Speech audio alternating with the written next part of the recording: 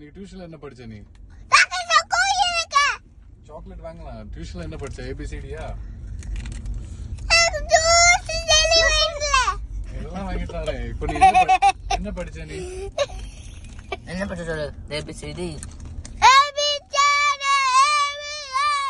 Okay, நாளை போவியா நாளை போக மாட்டியா?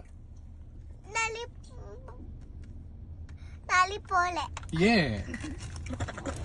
இப்போதானே போவேன்னு சொன்ன நீ. நாளை போக மாட்டியா? வை.